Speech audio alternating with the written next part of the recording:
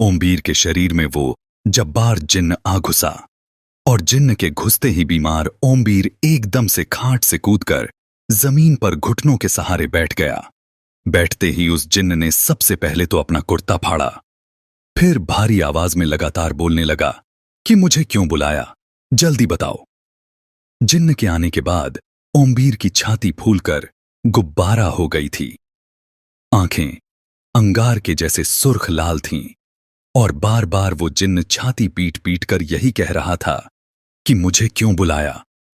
ऐसा खौफनाक मंजर देखकर सभी लोगों की जीभ हलक में आ चुकी थी। फिर क्या हुआ, जिन्नात की सच्ची कहानी, पूरी कहानी देखे। बात 18 वर्ष पुरानी है और उत्तर प्रदेश के जिला मुजफ्फरनगर के एक गांव की है। गांव के पास एक बड़ा अस्पताल था जहां लोग दूर दूर से अपना इलाज कराने आया करते थे। अस्पताल के साथ में काफी बड़ा खाली मैदान था जहां गांव वाले अपने पालतू पशुओं को चराने और घुमाने के लिए ले जाया करते थे। इसी गांव में एक ओमबीर नाम का भगत रहता था जो पहले पहलवानी भी कर चुका था और उसकी कद काठी अब भी विशालकाय थी, जिसके पास काफी सिद्धियां और शक्तियां थीं, जिससे वो लोगों पर चढ़े भूत, प्रेतों और बुरी आत्माओं को भगाता था और निस्वार्थ भाव से उनको स्वस्थ करता था। ओमबीर का कद 6.5 फुट और शरीर एकदम गठा हुआ मजबूत था। निस्वार्थ सेवा का भाव उसके मन में विद्यमान था, जिसकी वजह से पूरा गांव उसकी बहुत इज्जत करता था और लोग दूर दूर से आकर उससे अपनी समस्याओं का समाधान कराते थे। ओमबीर भी अस्पताल से लगे उसी मैदान में सुबह का नाश्ता करके अपने पशुओं को चराने के लिए ले जाया करता था। ओमबीर को मावे की बर्फी बहुत पसंद थी। वो घर में मावे की बर्फी बहुत मात्रा में लाकर रखता था और नाश्ता करते ही बर्फी के 4 टुकड़े लेकर बर्फी खाता हुआ ही पशुओं को लेकर मैदान में आ जाता था। एक दिन अस्पताल में एक पहलवान इलाज के लिए आया। पहलवान का नाम जब्बार था। पहलवान होने की वजह से उसकी कद काठी शानदार थी। जब्बार काफी दिनों से बहुत ही ज्यादा बीमार था। डॉक्टरों ने उसको देखा, जांच कराई और 2 दिनों बाद जब जांच की रिपोर्ट आई तो पता चला कि पहलवान को एक लाइलाज बीमारी है और उसकी भी आखिरी स्टेज है।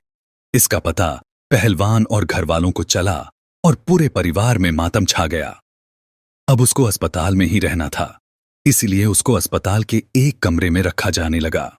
उस कमरे की खिड़की के साथ ही उसका पलंग था और वो खिड़की मैदान की तरफ खुलती थी जहां से ओमबीर बर्फी खाता हुआ अपने पशुओं को चराने के लिए ले जाता था। जब्बार रोज पलंग पर लेटा हुआ मायूसी से बाहर देखता रहता था, जहां सुबह उसको ओमबीर बर्फी खाते हुए अपने पशुओं को चराने के लिए ले जाता दिखता था। ओमबीर और जब्बार में 2 बातें एक समान थीं। एक तो दोनों की कद काठी बहुत शानदार थी और दूसरी बात कि दोनों को ही मावे की बर्फी बहुत ज्यादा पसंद थी। अब रोज ऐसा ही होता। जब्बार को तो कहीं जाना नहीं होता था तो वो पलंग पर लेटा रहता और बाहर देखता रहता और उधर से ओमबीर अपने पशुओं को चराने के लिए बर्फी खाता हुआ आता और खिड़की के सामने रखे बड़े पत्थर पर बैठकर बर्फी खाता। ये सब होते हुए हमेशा की तरह वो जब्बार देखता रहता है। ऐसा ही 40 दिनों तक चलता रहा। एक दिन वो हो गया जिसका सबको डर था। जब्बार पहलवान दुनिया को छोड़ गया। जब्बार का पूरा परिवार शोक में डूबा था और उधर ओमबीर को इसकी खबर तक नहीं थी, क्योंकि ओमबीर की तरफ से तो कोई रिश्ता था ही नहीं। उसके लिए तो जब्बार एक बीमार मरीज था और ऐसे कई मरीज ओमबीर कई सालों से उस खिड़की वाले पलंग पर लेटे देखता आया था, तो उसको वैसे भी क्या फर्क पड़ना था। मगर जब्बार पहलवान ने उन बीते 40 दिनों में ओमबीर को आता जाता देख ओमबीर से एक रिश्ता बना लिया था।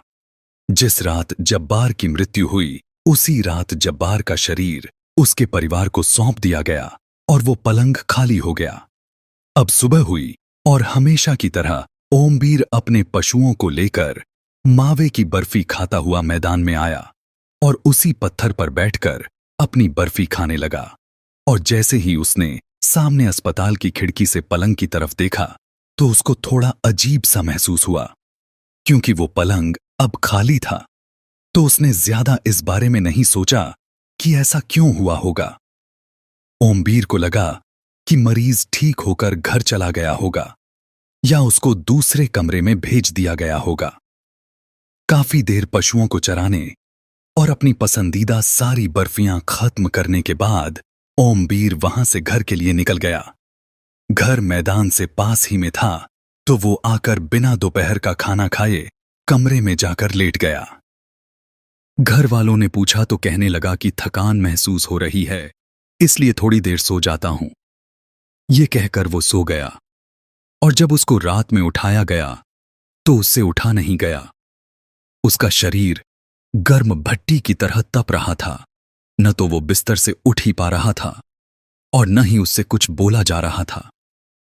ओमवीर के घर वाले ओमवीर को डॉक्टर के पास लेकर गए।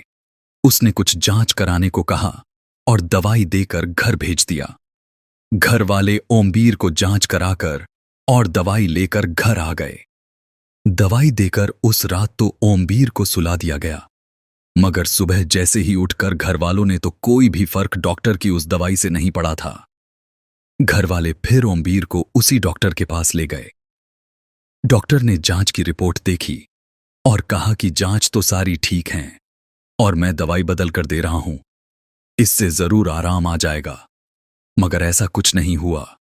ओमवीर की तबीयत जस की तस बनी रही।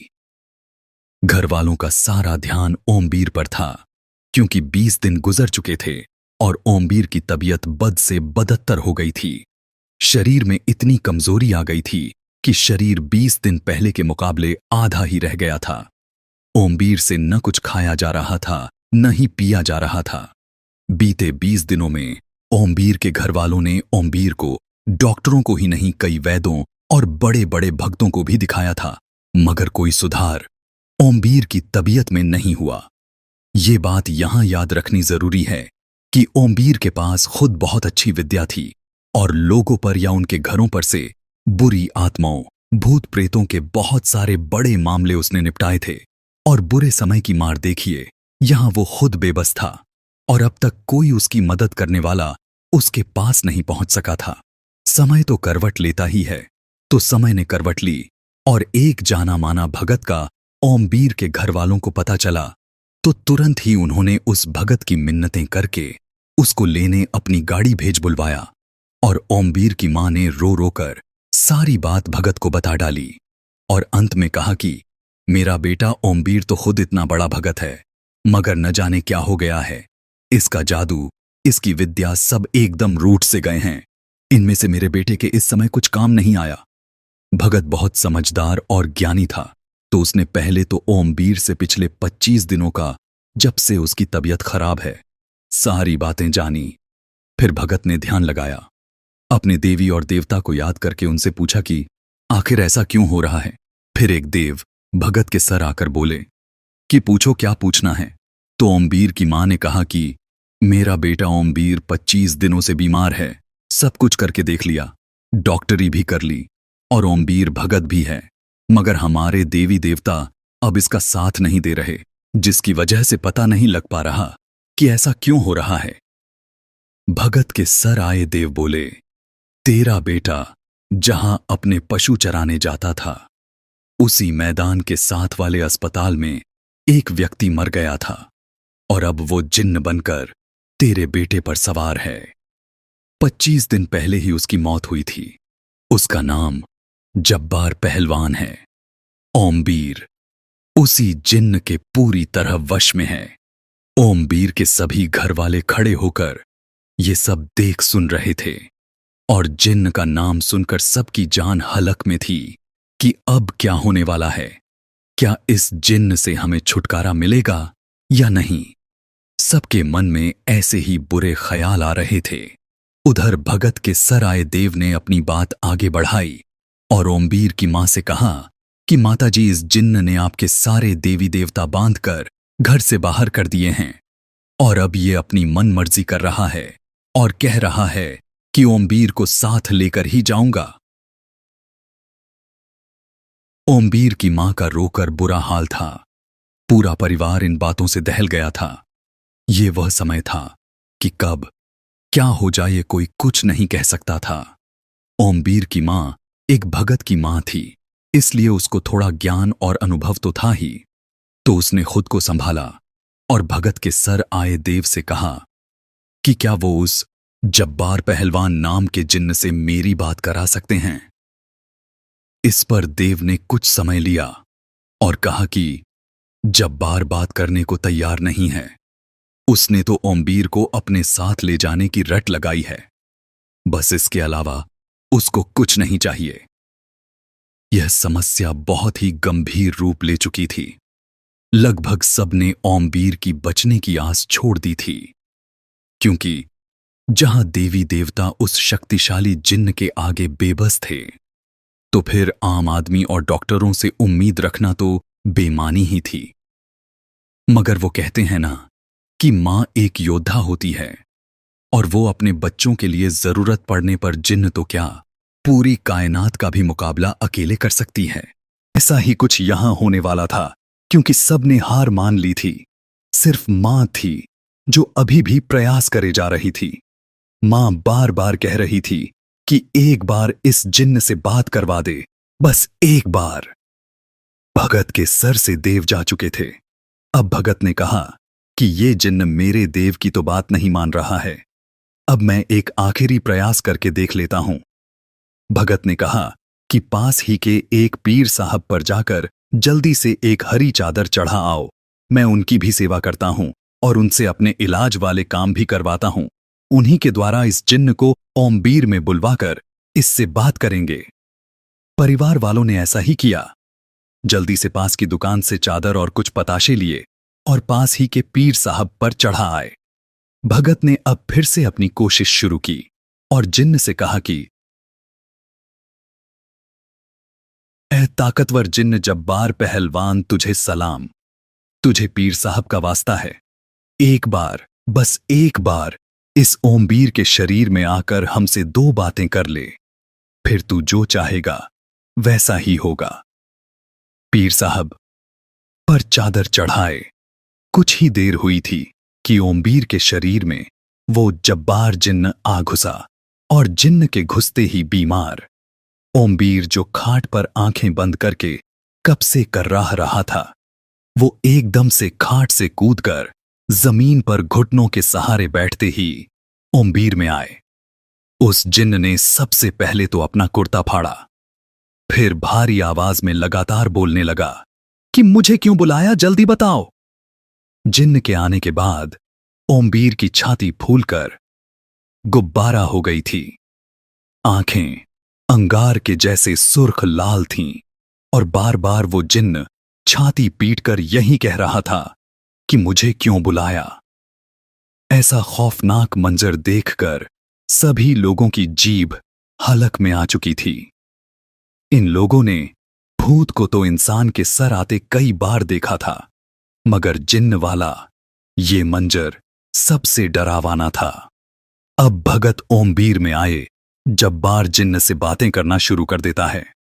बोल, तू कौन है, कहां से ओमबीर के पीछे लगा, ओमबीर और इस घर से क्या चाहता है। अब जब्बार जिन्न गुस्से में सब बताने लगता है। मैं एक पहलवान था, मुझे मेरे शरीर से बहुत प्यार था।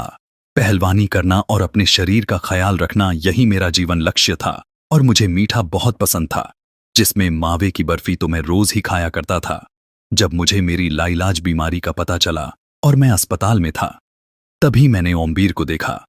एक तो ओमबीर का शरीर मुझे भा गया, दूसरा ये रोज मावे की बर्फी जो खाता था उस पर मेरा दिल आ गया और मुझे मरने के बाद मेरा इसके साथ रहने का ही दिल करने लगा और मैं मैदान में इसका रात से ही इंतजार कर रहा था। जैसे ही सुबह हुई ओमबीर आया और मैं इसके साथ हमेशा के लिए लग आया हूं और अब मुझे कुछ नहीं चाहिए और इसके शरीर को मैं छोड़ने वाला भी नहीं हूं।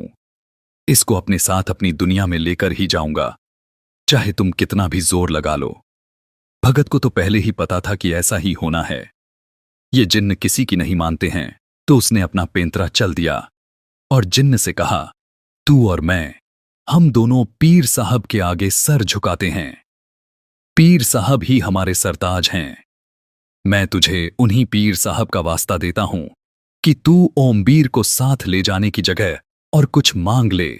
मैं तुझे वचन देता हूं, तेरा कहा सब कुछ सर आंखों पर होगा और यह ओमबीर का परिवार उसको पूरी शिद्दत से निभाएगा। तू बस ओमबीर को साथ ले जाने की जिद छोड़ दे। पीर साहब की बात होते ही जब्बार जिन्न की आक्रामकता में अब कुछ कमी आती है और वो कहता है कि मैं ओमबीर का साथ तो नहीं छोड़ूंगा, हां, मगर इसको अपने साथ नहीं ले जाऊंगा, बल्कि इसके साथ हर जगह हर हाल में रहूंगा। एक शर्त आपको मेरी माननी पड़ेगी, तभी मैं ओमबीर की जान बख्शूंगा और ओमबीर की ताकत को बढ़ाकर इसका साथ हमेशा दूंगा। भगत और घर वालों की उम्मीद अब जाग जाती है और भगत अब तपाक से उससे पूछ लेता है कि ओमबीर की जान बख्शने की तेरी क्या शर्त है। जब्बार जिन्न कहता है कि जैसे ओमबीर का परिवार अपने कुलदेवी और कुलदेवता को हर साल, हर त्योहार और हर बड़ी खुशी में पूजता है, बिल्कुल वैसे ही उनके बराबर मुझे स्थान देना होगा और विधिवत मुझे भी पूजना होगा, तभी ओमबीर की जान बचेगी। नहीं तो इस अमावस्या पर मैं इसको अपने साथ ले जाऊंगा और मुझे कोई भगत या कोई शक्ति नहीं रोक पाएगी। भगत इससे पहले कुछ बोल पाता, ओमबीर की मां अपनी नम आंखों से अपना पल्लू पसार कर बोल पड़ी, ओमबीर को मिलाकर मेरे 2 बेटे हैं और जब्बार, आज से तू मेरा तीसरा बेटा है। तुझे आज से दोनों बेटों के बराबर दर्जा और अहमियत मिलेगी। ये एक मां का वादा है।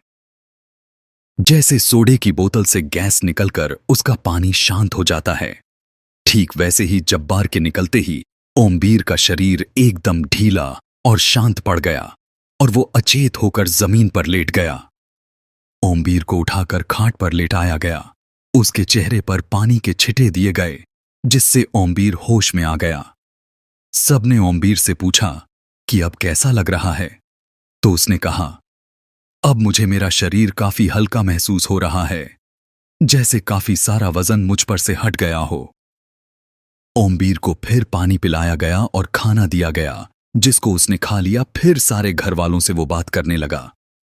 भगत अब एक छोटी सी पूजा करके जाने लगा। ये पूजा उसने कुलदेवी और कुलदेवता को खोलने और घर में फिर से स्थापित करने के लिए की थी। जाने से पहले भगत ने जब्बार जिन्न को हर खास मौके पर पूजने और उसका भोग मावे की बर्फी देने की बात को दोहराया और फिर अपने गांव के लिए निकल गया। 5-7 दिन बाद ही ओमबीर एकदम स्वस्थ दिखने लगा। पहले जैसे ही रोजमर्रा के काम करने लगा। खाने पीने की क्षमता भी पहले जैसी सामान्य हो गई थी और ओमबीर का शरीर पहले जैसे आकार में आता जा रहा था। कुल मिलाकर बात यह है कि लगभग सब कुछ पहले जैसा सामान्य हो गया था। बस एक बात का ही अंतर था, वो था कि अब जब्बार ओमबीर को हमेशा अपने आस-पास ही महसूस करता था और ओमबीर अब खुद को उसके होने से काफी ताकतवर महसूस करने लगा था। जैसा हम जानते हैं कि ओमबीर खुद एक बड़ा भगत था और लोगों का अच्छा इलाज करने की वजह से उसका नाम आस-पास के गांवों में काफी इज्जत से लिया जाता था। जैसे परेशान लोग ओमबीर के पास अक्सर अपनी समस्या लेकर आया करते थे, फिर से वैसे ही अब आने लगे, मगर अब इलाज पहले से भी काफी जल्दी, सटीक और कारगर होने लगा, क्योंकि अब जब्बार की ताकत भी ओमबीर के साथ थी। किसी व्यक्ति के आकर बैठने की बस देर भर ही होती थी कि ओमबीर उसको उसकी समस्या बताकर समाधान तक दे देता था। एक बार हुआ ऐसा कि किसी व्यक्ति की भैंस किसी ने रात में खोल ली और उस व्यक्ति के काफी ढूंढने पर भी नहीं मिली। वह व्यक्ति परेशान होकर ओमबीर के घर सुबह सुबह ही आ गया। उस व्यक्ति ने पानी का ग्लास लेकर पानी अभी खत्म भी नहीं किया था कि ओमबीर बोल पड़ा कि जल्दी से फलना गांव की फलना गली में जाकर जग्गी का घर पूछ लियो। उसके घर के पीछे के हिस्से में तेरी भैंस बंधी हुई है, वो उसको बेचने वाले हैं, इसलिए कुछ लोगों को लेकर जल्दी उसके घर चला जा। उस व्यक्ति ने ग्लास जमीन पर रखा और कुछ लोगों को लेकर उस गांव गया और अपनी भैंस वापस ले आया। कई दिनों तक ओमबीर के गांव में इसी बात की चर्चा होती रही कि ओमबीर के पास हो ना हो कोई बड़ी शक्ति है जिसके माध्यम से उसने इस समस्या का इतनी जल्दी और सटीक इलाज कर दिया। लोग अब अपनी ऐसी छोटी बड़ी समस्याएं लेकर लगभग रोज ही ओमबीर के पास आने लगे और समाधान पाकर ओमबीर को दुआएं देकर जाने लगे। ऐसा ही काफी समय तक चलता रहा। अब ओमबीर का नाम पूरे जिले में फैला गया था। फिर एक दिन बहुत दूर गांव से एक गरीब किसान उसके पास अपनी मुराद लेकर रोता हुआ आया और आते ही ओमबीर के पैरों में गिर गया और मदद की गुहार लगाने लगा। ओमबीर ने उस किसान को पैरों से उठाकर खाट पर बैठाया और पानी पिलाने के बाद उसकी समस्या के बारे में उससे पूछा। हालांकि ओमबीर सारा मांजरा जानता था, मगर वो किसान के मुंह से सुनना चाहता था, जिससे उसका मन कुछ हल्का हो जाए। फिर किसान ने बताना शुरू किया कि मेरा नाम सुखिया है, मैं बिजनौर जिले के एक गांव का रहने वाला हूं। घर में बूढ़े मां बाप, मेरी घरवाली, 4 बेटियां और एक बेटा है। घर में कमाने वाला मैं एकलौता व्यक्ति हूं। मेरी आमदनी पर ही पूरा घर चलता है। मैं एक किसान हूं और खेती पर ही निर्भर हूं। मेरी थोड़ी सी पुश्तैनी जमीन है जिस पर मैं खेती करके अपना परिवार पालता हूं। 2 महीने पहले मैंने घरवाली के इलाज के लिए गांव के एक साहूकार से 20,000 रुपए लिए थे। बदले में उसने मेरी जमीन गिरवी रखकर मुझसे कुछ कागजों पर अंगूठा लगवा लिया था। जमीन गिरवी से छुड़वाने का समय 6 महीने का था, जो कि अभी पूरा नहीं हुआ है। मगर अब उस साहूकार ने मेरी सारी जमीन हड़प ली है और उस पर वो मजदूरों को लगाकर मेरी लगाई फसल को काट रहे हैं। ओमबीर कुछ क्षणों के लिए आंखें बंद करके जब्बार को याद करने लगा, तो जब्बार भी उसके कान में आकर बोलने लगा और वही बात उसने किसान को दोहरा दी। ओमबीर ने किसान से कहा कि सुखिया, तुम चिंता मुक्त होकर घर जाओ। परसों वो साहूकार तुम्हें खुद तुम्हारी जमीन लौटा देगा और साथ में तुम्हारे अंगूठा लगाए सारे कागज भी दे देगा। किसान ने ओमबीर के इलाज के बारे में काफी सुन रखा था, तो उसको विश्वास हो गया। जाने से पहले किसान ने ओमबीर से इलाज के खर्चे के बारे में पूछा, तो ओमबीर ने हंसकर कहा कि तुम भी सबकी तरह 1 किलो मावे की बर्फी दे जाना, मैं तुम्हारा नाम लेकर प्रसाद चढ़ा दूंगा। यह सुनकर किसान को और भी राहत मिली कि इलाज की कीमत ना के बराबर थी और वो अपने गांव लौट गया। रात हुई। ओमबीर अपने कमरे में जाकर जब्बार से किसान की समस्या को सुलझाने के लिए कहा, तो उधर से जब्बार की आवाज आई, ओमबीर, मुझ पर विश्वास रख, मैंने जैसा तुझसे कहलवाया है वैसा ही होगा, मैं तेरी जबान झूठी नहीं पड़ने दूंगा। यह आश्वासन सुनकर ओमबीर चैन की नींद सो गया। उधर बिजनौर के गांव में जहां साहूकार रहता था, वहां उस साहूकार की तूती बोलती थी, मतलब हर जगह उसकी पहुंच थी, जैसे ग्राम पंचायत, प्रशासन, पुलिस आदि। जैसा कि हम सब जानते हैं, साहूकारों को 2 ही जरूरी काम होते हैं, एक तो अपने ब्याज की उगाही और दूसरा अपने फंसे पैसों को डरा धमका कर निकलना। तो ऐसे ही दोनों जरूरी काम ये साहूकार भी करता था। साथ में गरीब किसानों से हड़पी जमीनों के शाम के समय एक चक्कर लगा लिया करता था। खेतों की जमीन पर उगी फसलों को देखता, अपने नौकरों और मजदूरों को डांटना और रात में घर आकर खाना खाने के बाद सो जाता। साहूकार के घर में उसकी पत्नी, 2 बेटियां और एक बेटा था और साहूकार सबसे ज्यादा प्यार अपने बच्चों से करता था। बच्चों के लिए साहूकार ने सारी सुविधाएं और ऐशो आराम अपनी साहूकारी से जुटाया हुआ था।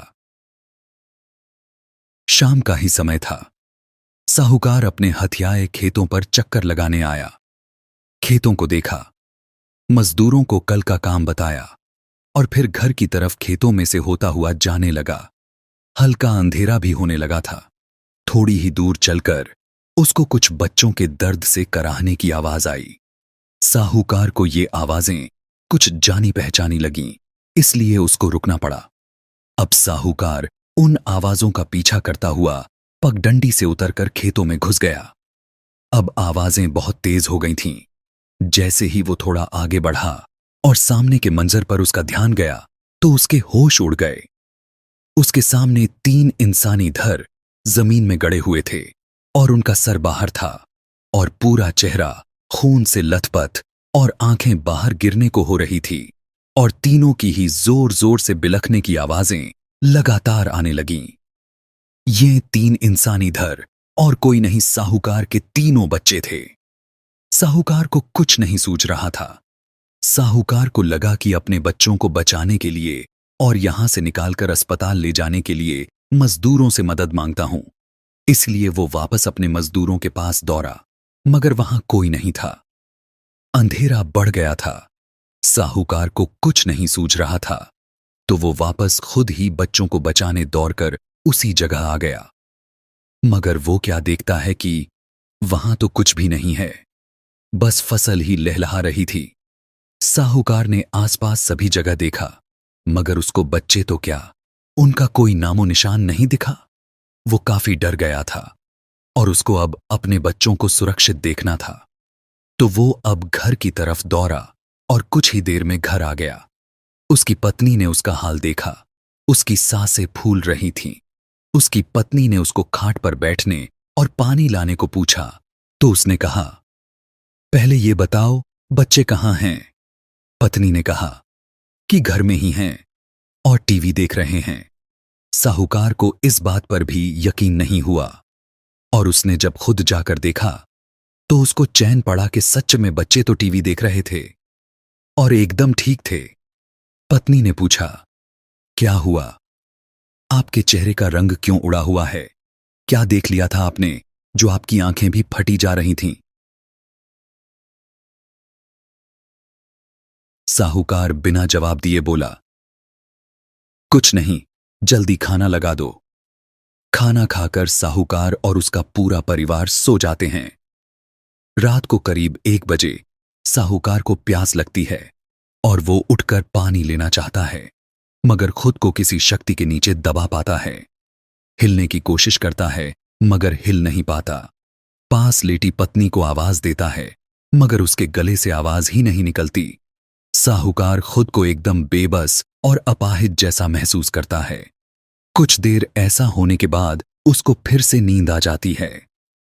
अब कुछ देर बाद फिर प्यास लगती है और फिर वो उठने की कोशिश करता है और इस बार सफल रहता है। उठकर देखता है कि सब गहरी नींद में सो रहे हैं और वो रसोई में रखे पानी के घड़े की तरफ बढ़ जाता है। जैसे ही घड़े से पानी निकालता है और पीने लगता है, उसकी नजर रसोई में पड़ी एक चीज पर जाती है। ये चीज सफेद कपड़े में लिपटी एक लाश है। साहूकार डर से चिल्लाता हुआ बाहर आता है और जैसे ही कमरे में आता है, वहां भी उसको सफेद कपड़े में लिपटी 2 और लाशें दिखती हैं। अब उसको समझ नहीं आ रहा क्या किया जाए। अब वो आंगन का रुख करता है। वहां भी उसको 3 लाशें सफेद कपड़े में लिपटी दिखती हैं। साहूकार वहीं घुटनों के बल बैठ जाता है और जोर जोर से बिलखकर रोने लगता है। कुछ ही देर बाद उसकी पत्नी उसको उठाती है और पूछती है, क्या हुआ? आप इतना तेज रो क्यों रहे हैं? वो नींद में था, सपना देख रहा था, ऐसा वो पत्नी को कह देता है और उससे सोने को भी कहता है। मगर वो अब अंदर से काफी डर चुका था और वो जानता था कि इतनी जल्दी जल्दी ये सब होना कोई आम बात नहीं थी जिसको नजरअंदाज किया जाए। तो उसने सुबह उठते ही गांव के एक बड़े भगत को फोन किया और सारे काम छोड़कर घर आने को कहा। साहूकार गांव का एक रसूखदार व्यक्ति था, तो उसकी बात भला कोई कैसे टाल सकता था। तो वैसा ही हुआ भी। भगत अपने सारे काम छोड़कर साहूकार के घर आ पहुंचा और इतनी सुबह हड़बड़ी में बुलाने का कारण जानने लगा तो साहूकार ने एक सांस में सारी आपबीती कह डाली। भगत को मामले की गंभीरता भांपते देर न लगी और उसने साहूकार को कुछ पूजा से जुड़ा सामान लाने और एक बड़ी पूजा की तैयारी करने को कहा। साहूकार के पास नौकरों की कमी तो थी नहीं, इसलिए एक ही घंटे में सारी तैयारियां पूरी कर ली गईं। भगत ने पूजा करके अपनी कुलदेवी का ध्यान लगाया। कुछ ही देर में देवी ने भगत के सर आकर अपना परिचय दिया और साहूकार से अपने सवाल पूछने को कहा। जिस कमरे में ये पूजा हो रही थी उसमें भगत साहूकार के साथ साहूकार के माता पिता और पत्नी भी मौजूद थे, जो ये सब होता चुपचाप देख रहे थे, क्योंकि उनको अभी भी किसी बात का पता नहीं था। साहूकार ने सारी आपबीती ना बताते हुए सिर्फ इतना कहा कि पिछले कुछ 12-15 घंटों से मुझे मेरे ऊपर और मेरे परिवार के ऊपर काफी खतरा महसूस हो रहा है। देवी मां, मुझे ये बताओ, यह क्या है और यह कौन कर रहा है? भगत के सराई देवी ने कहा, तूने सुखिया नाम के किसान की जमीन हथियाई है और वहीं से यह जब्बार नाम का जिन्न तेरे पीछे लगा है। जिन्न ने सुखिया की जमीन वापस दिलाने का वचन दिया है, जिसकी अवधि कल सुबह समाप्त हो रही है। या तो तू सुखिया की जमीन सारे कागजों के साथ आज ही वापस कर दे, अन्यथा कल तेरे इस घर के आंगन में हर तरफ मौत तांडव करेंगी। तेरे इस घर में लाशों के ढेर लग जाएंगे। कल रात तेरी और तेरे परिवार की आखिरी रात होंगी। इतना कहकर देवी भगत के सर से चली गई। यह सुनकर साहूकार और उसका पूरा परिवार सन्न रह गए। फिर भी साहूकार का लालच ये देवी का बताया रास्ता चुनने को तैयार नहीं था। सभी घरवाले साहूकार पर भगत की बात मानने का दबाव बनाने लगे, मगर उसने घर वालों को चुप कराकर भगत से इसका कोई दूसरा रास्ता पूछा तो भगत ने कहा कि जिन्न की शक्ति असीम होती है और उसको काटना बहुत ही मुश्किल होता है। शायद मैं इसका इलाज तो कर दूंगा, मगर गारंटी से नहीं कह सकता हूं कि इलाज हो ही जाएगा। और सबसे खास बात यह है कि हमारे पास समय बचा ही कहां है और पूरे परिवार की जान का जोखिम भी है।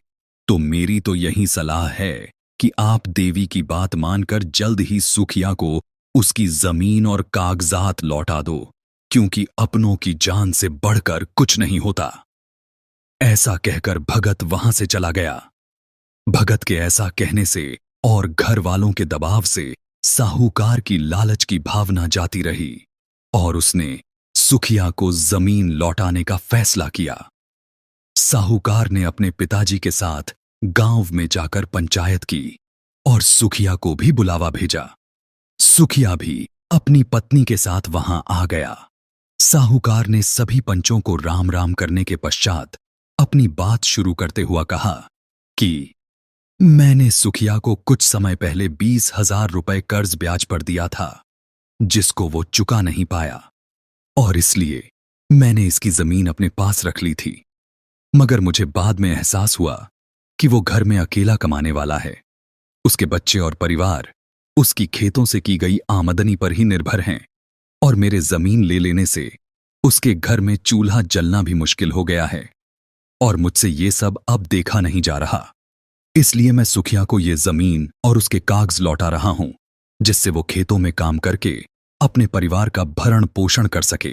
और रही मेरे पैसे की बात, तो सुखिया के पास जब भी पैसे आए वो मुझे बिना ब्याज के कभी भी दे सकता है।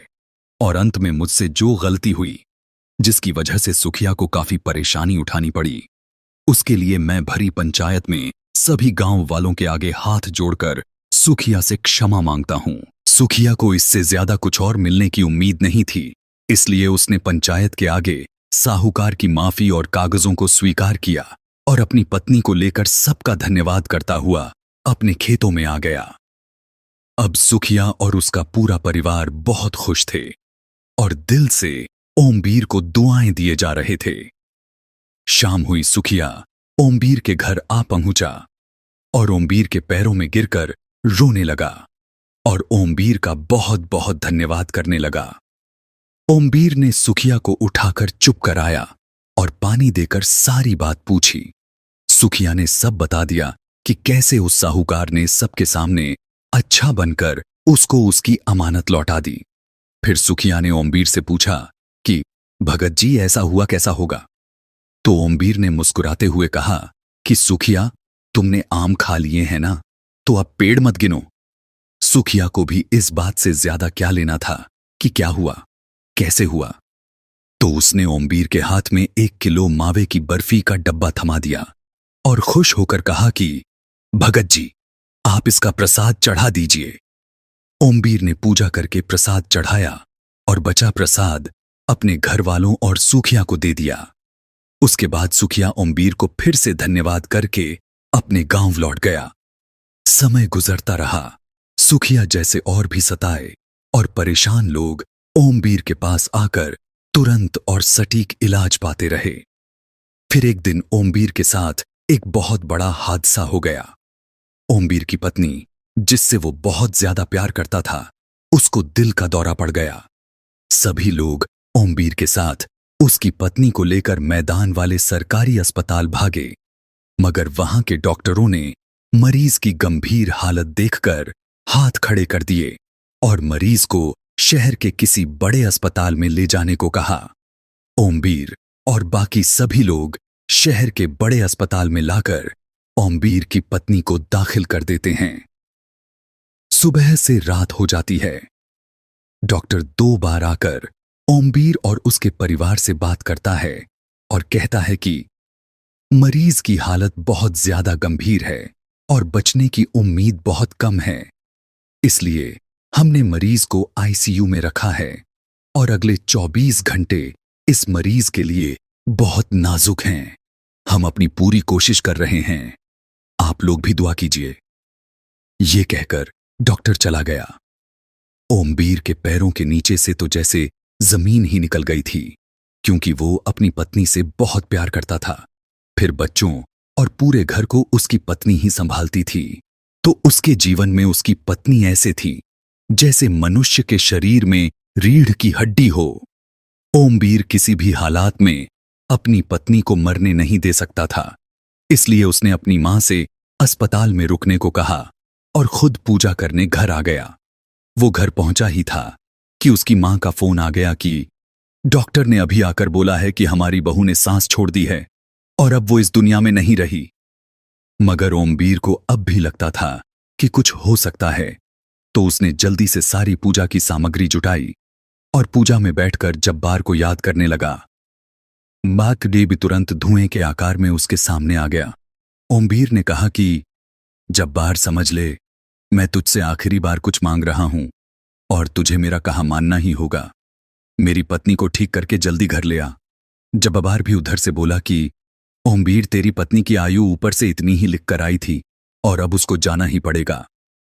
मेरी शक्तियां बहुत हैं, मगर ऊपर वाले की शक्ति के आगे तो कुछ भी नहीं है।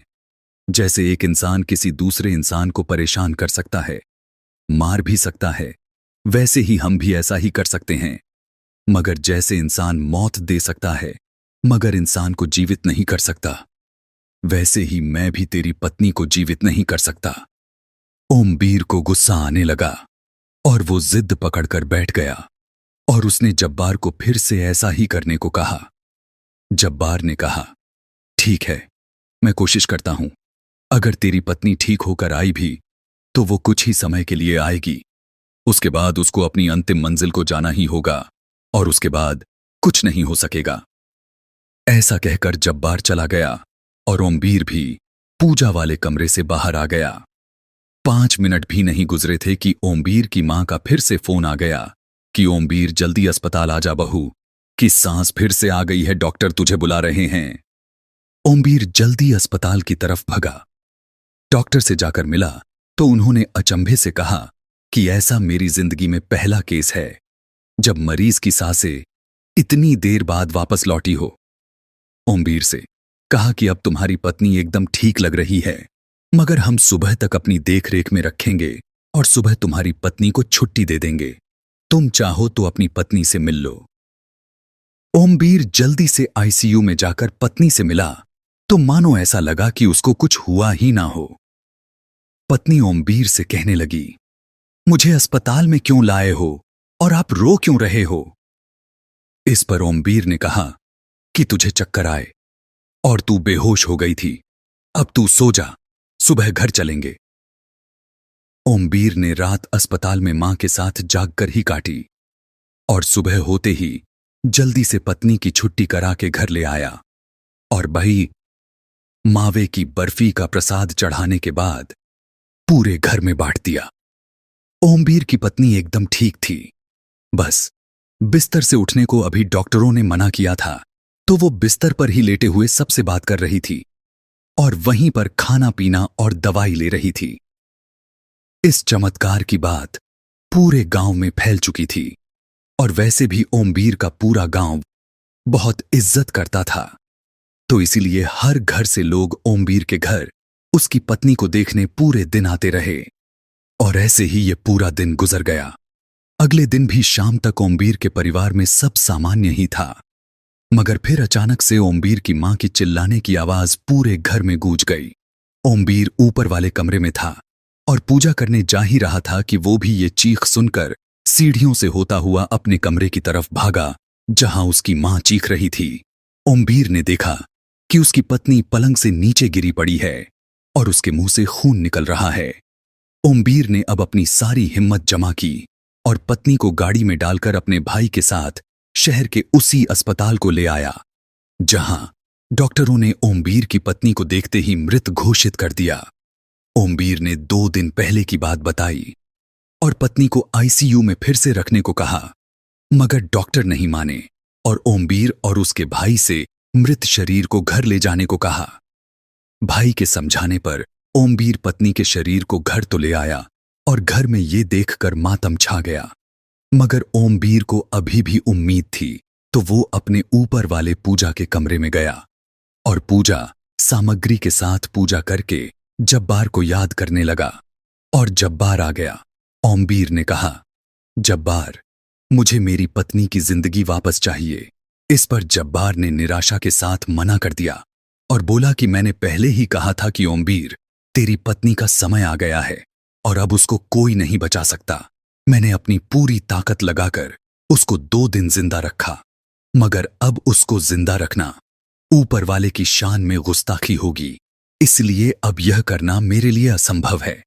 और ये कहकर जब्बार वहां से चला गया। ओमवीर ने फिर से कई बार उसको बुलाने की कोशिश की, मगर अब की बार जब्बार नहीं आया और ओमवीर भी निराश होकर कमरे से बाहर आकर सबके साथ रोने लगा।